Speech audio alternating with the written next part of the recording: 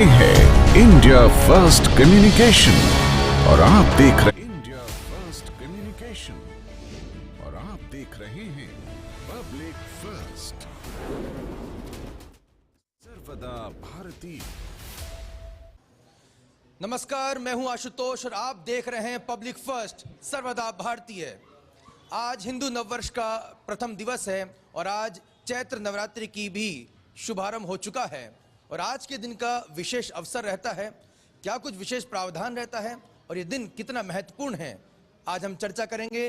भोपाल के खजूरी सड़क में हम इस समय मौजूद हैं और यहाँ पर एक विशेष आयोजन हुआ है। पहले वो तस्वीरें मैं आपको दिखा देता हूँ इस आयोजन की।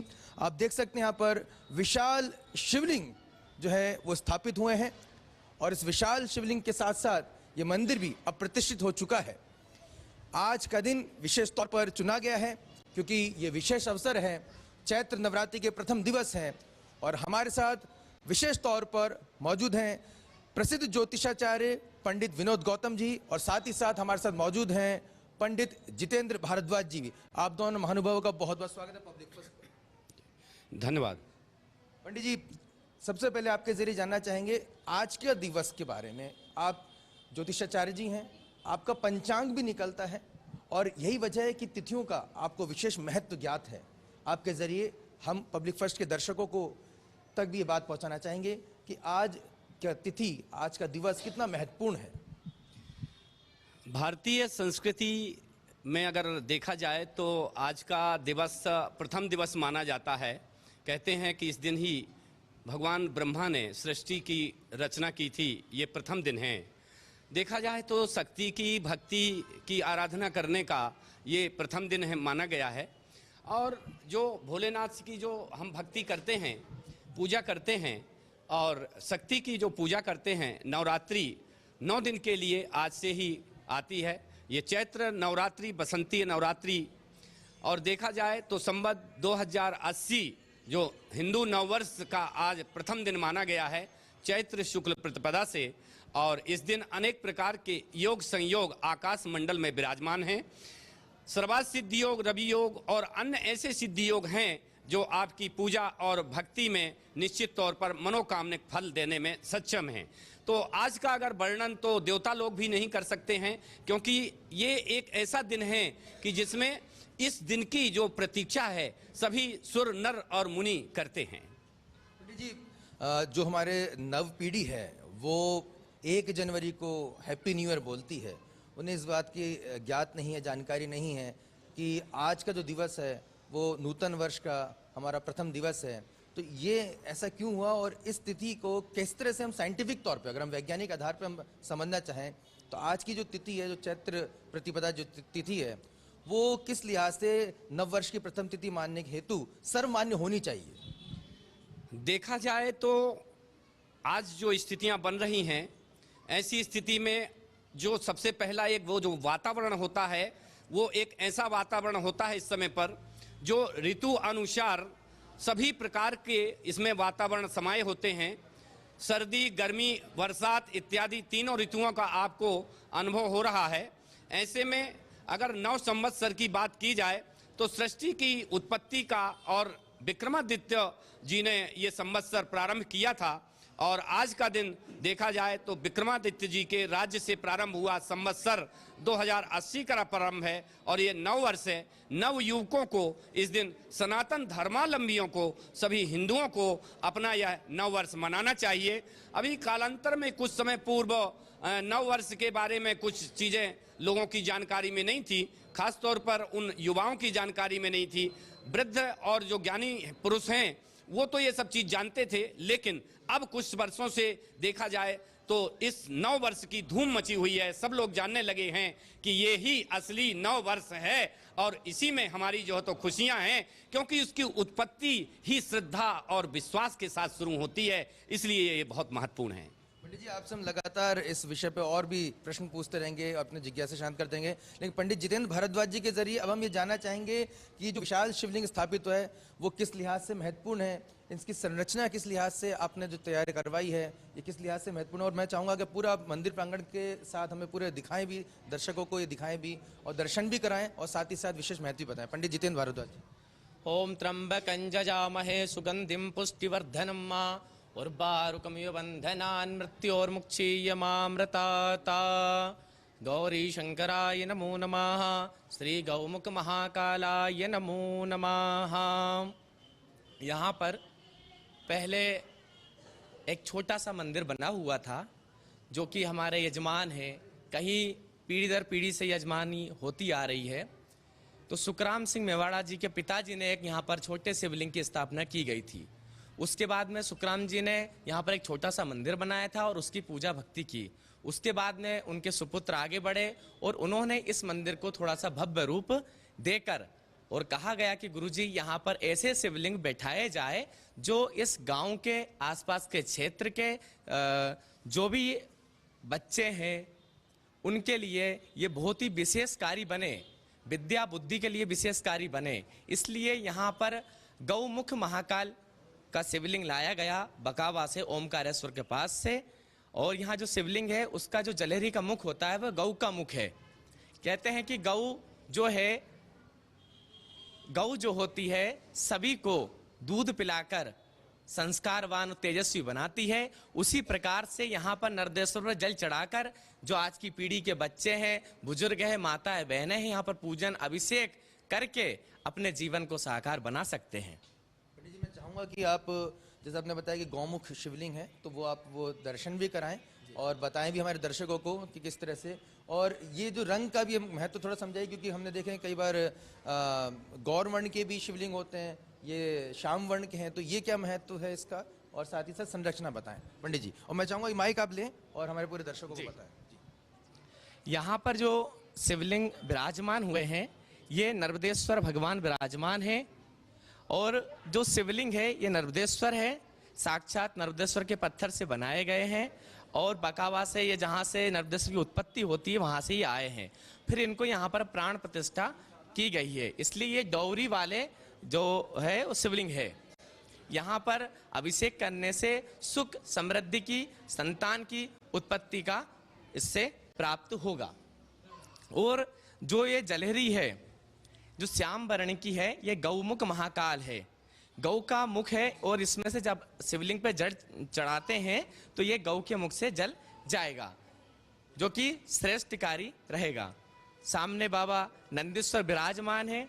कहते हैं कि साक्षात अगर शिव पहले अगर विराजमान होते तो नंदी में होते, इसलिए हर मंदिरों में नंदी भगवान विशेषकर भगवान की रक्षा के लिए यहाँ पर खड़े रहते हैं। तो भगवान नंदीश्वर विराजे गए हैं और यहाँ पर शिव पूरा परिवार विराजित है। तो यहाँ पर जो है तो माता पार्वती जी, भगवान भोलेनाथ, गणेश जी और कार्तिक जी विराजमान हैं।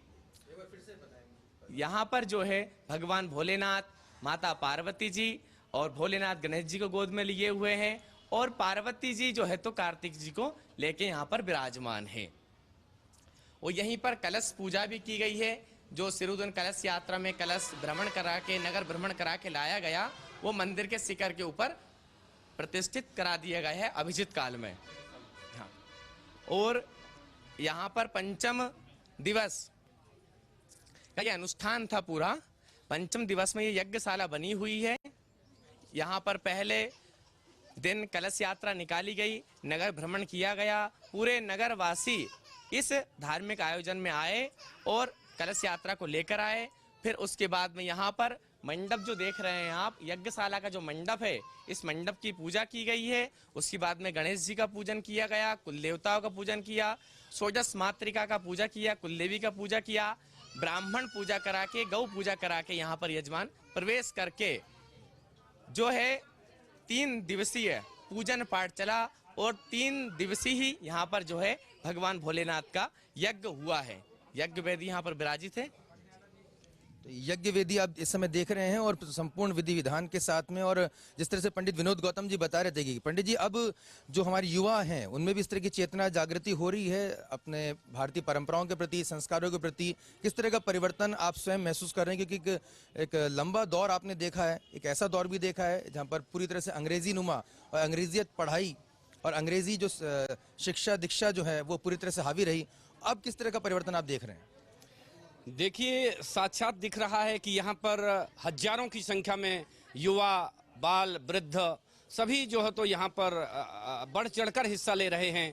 और देखा जाए तो आज जो संस्कृति है और जो वास्तविक प्राचीन संस्कृति है उसका आभास होता है। यहाँ पर बहुत बड़े बड़े लोग आए, नेता और बड़े बड़े जो चारों तरफ के जो बड़े बड़े सेठ हैं वो भी यहाँ पर आए, लेकिन उन्होंने अपनी प्राचीन संस्कृति के अनुसार भंडारे में जो भोजन किया, नीचे जमीन में बैठ करके भोजन किया। और देखा जाए तो जो संस्कृति है उसका जो प्राचीन संस्कृति का एक स्वरूप देखने को मिलता है। चूंकि एक गौमुख महाकाल हैं, ऐसे में माना जाता है कि महाकाल के दर्शन के उपरांत भोपाल में गौमुख महाकाल के अगर कोई दर्शन करता है तो निश्चित तौर पर उसके सभी प्रकार के मनोरथ पूर्ण होते हैं।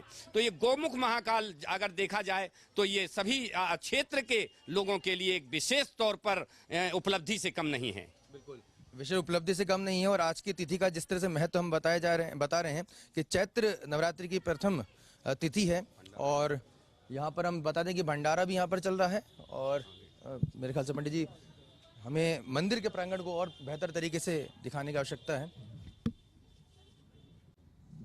तो ये आप देख सकते हैं यहाँ पर महाकाल मंदिर की तरह ही बिल्कुल बड़े भव्य मंदिर बनाया गया है।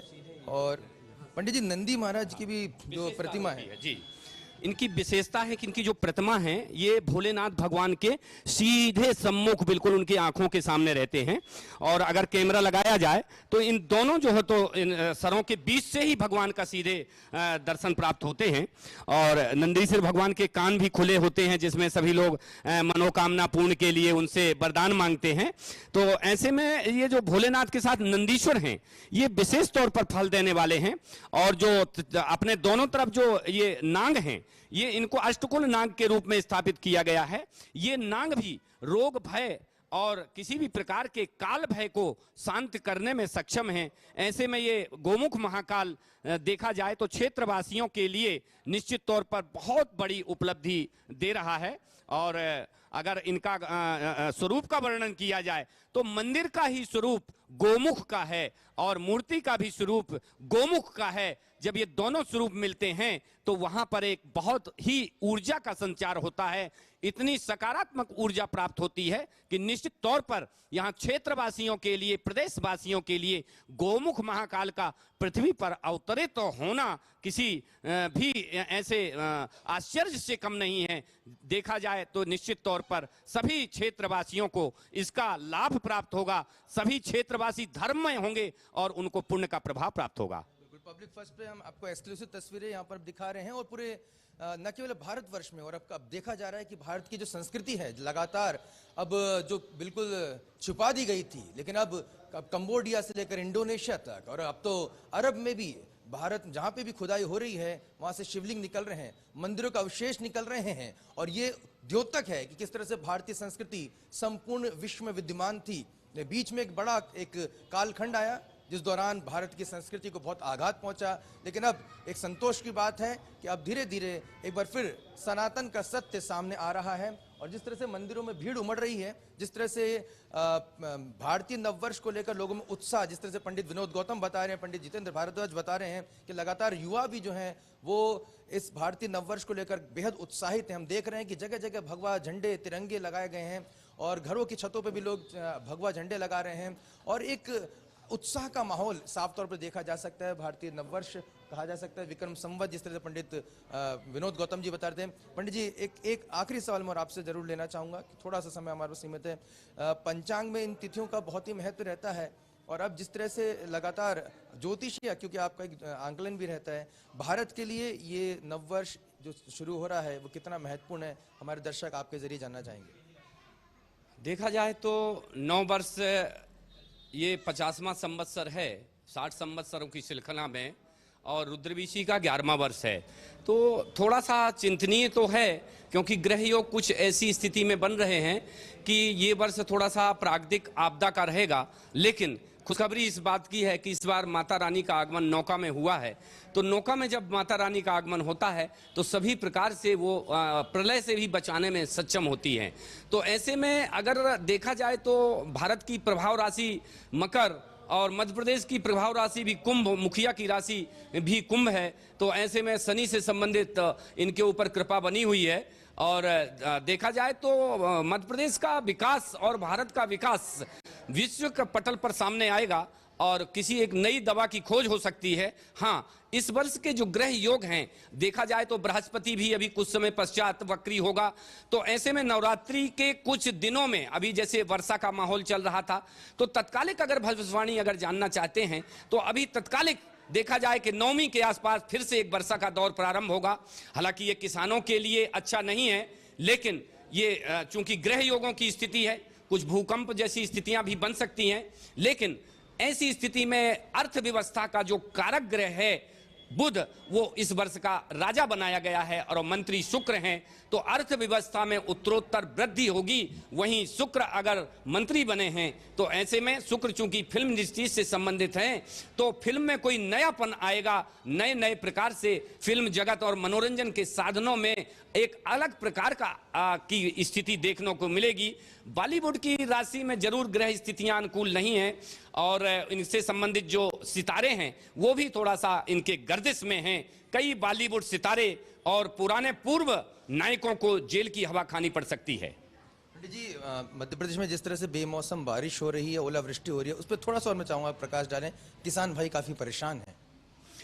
देखिए, गुरु अभी बकरी मार्गी होता है जब भी तो बारिश होती है, और ये जो अभी दौर चला है ये चतुर्ग्रही योग का प्रभाव था और खास तौर पर गुरु शुक्र के मिलन का प्रभाव था। जब गुरु और शुक्र और चंद्रमा एक ही राशि में आए थे, उसका आगामी 1 माह तक प्रभाव पड़ा और इसके कारण ये बेमौसम बरसात हुई।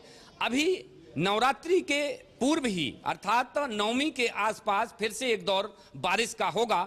चूंकि हम लोग भविष्यवाणियां बदल देख करके नहीं करते हैं, हम लोग ग्रह स्थिति के अनुसार भविष्यवाणियां करते हैं और सालों पूर्व हम भविष्यवाणियां इस विषय की कर देते हैं। ज्योतिष और गणित के सिद्धांतों में ये चीजें होती हैं। तो देखा जाए तो निश्चित तौर पर एक बार फिर बारिश की स्थितियां अनुकूल रहेंगी और ये मौसम खराबी करेंगी। इससे किसानों को हानि हो सकती है। हाँ, जो बारिश की स्थितियां हैं, आखिर जो खरीफ की फसल है, तो वो निश्चित तौर पर रबी और खरीफ की दोनों की फसलें आगामी वर्ष में अच्छी होंगी, क्योंकि बारिश सामान्य स्थिति में हो रही है। तो ऐसे में किसानों को बारिश का तो फायदा मिलेगा, लेकिन वर्तमान समय पर चल रही असमय बारिश से नुकसान हो रहा है। नुकसान हो रहा है कि किसान भाइयों के लिए आने वाले दिन काफी बेहतर हैं। तो दर्शकों, आज इस एपिसोड में हमने आपको दिखाया कि इस तरह से भारतीय नववर्ष को लेकर उत्साह है और आप देख सकते हैं विशाल शिवलिंग यहाँ पर और पूरा मंदिर के बारे में, पूरी प्रतिमा के बारे में पंडित विनोद गौतम, पंडित जितेंद्र भारद्वाज जी ने बहुत ही विस्तार पूर्वक बताया। आप सभी का नववर्ष मंगलमय हो, नूतन वर्ष आपके लिए खुशियाँ लेकर आए, भारतीय सनातन संस्कृति और परंपरा और भारत का परचम पूरे विश्व भर में लहराए। इसी शुभकामना के साथ आप देखते रहिए पब्लिक फर्स्ट, सर्वदा भारतीय।